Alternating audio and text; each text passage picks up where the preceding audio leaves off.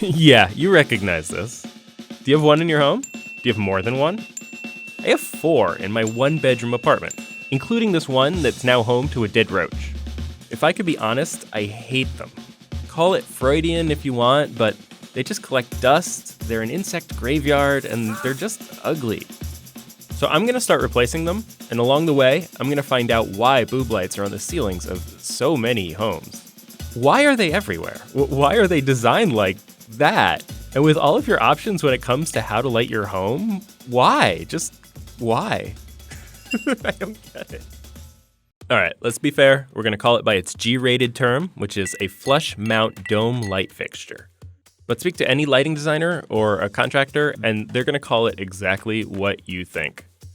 In pursuit of answers, I spoke with Charles Brill, co-founder of designer lighting manufacturer Rich Brilliant Willing. The Boob Light, it has a really simple construction. It's usually a plastic or opaline glass sphere with a little threaded nut in the middle that kind of holds the glass in place. It allows you to easily relamp the light fixture. That style of fixture, a sphere or a dome with a perimeter metal, is basically the bare bones construction method of a flush mount. The term for materials like these is builder grade. An inexpensive construction solution as long as you're not the one living with it. Flush mount fixtures are super popular in construction because then you don't have to deal with hanging chandeliers or worrying about how low lights are going to hang in the room. There are thousands of flush mount designs from hundreds of companies. The lighting industry in general is booming, reaching $43 million in revenue in 2019. And boob lights are some of the cheapest, especially if you're buying in bulk. Look, I can get a pack of 6 for $40. But frugality can't be the only answer, can it? Who designed this and decided this looks great on a ceiling?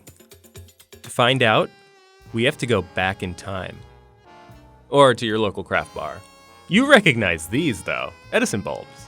They're the trendiest thing now, but before 1904, they were the only name in the light bulb game. And they kind of sucked. They were powered by a carbon filament that wasn't very bright, but burned hot. Not a great thing to enclose in a diffuser and shove in the ceiling. Fire inspectors would not have approved. Builders usually hung them from ceilings, but kept them low in pendant lights. Then, as cities grew, builders looked for ways to light smaller rooms with shorter ceilings, and their prayers were answered by the improvement in mass production of the incandescent light bulb in the early 1900s. Invented in Britain and developed by William Coolidge, these bulbs swapped the hot, dim carbon filament with a tungsten filament. The new bulbs burned much cooler and were bright enough to be installed right next to the ceiling. Builders also loved installing flat mount light fixtures in the newfangled concrete-based homes because they didn't have to install hardware in the concrete ceiling. Designers like Vierden, Beller, even Sears and Roebuck created fixtures in this new style. Early flush mounts played around with the design, often relying on screws around the edge to keep the diffuser in place.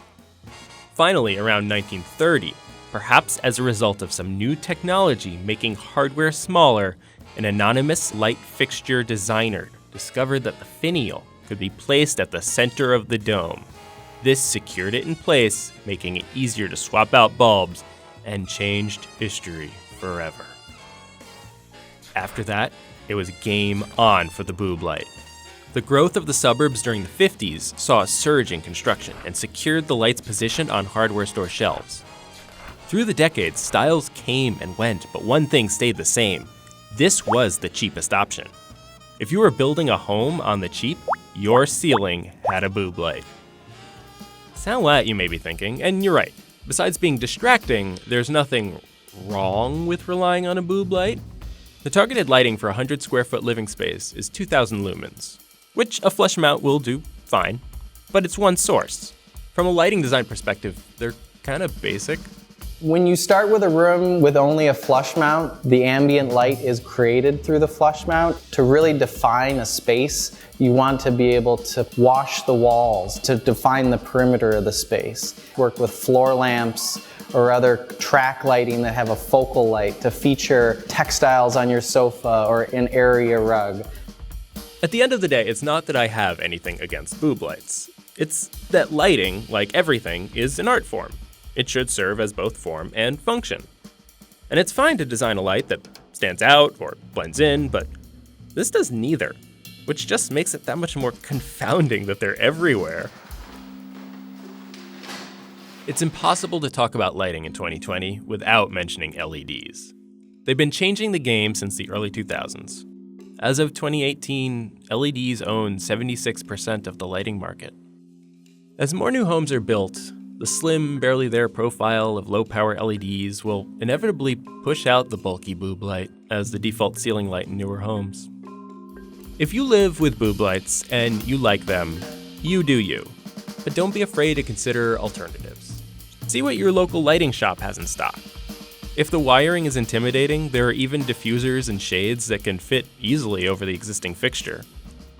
But if you're feeling HGTV vibes, swap it out, even if you are in a rental. Just remember to turn off the breaker. It does wonders to individualize your living space. Just store the boob somewhere safe and swap it back in if you do end up moving. Chances are you'll probably be swapping out a boob light again real soon.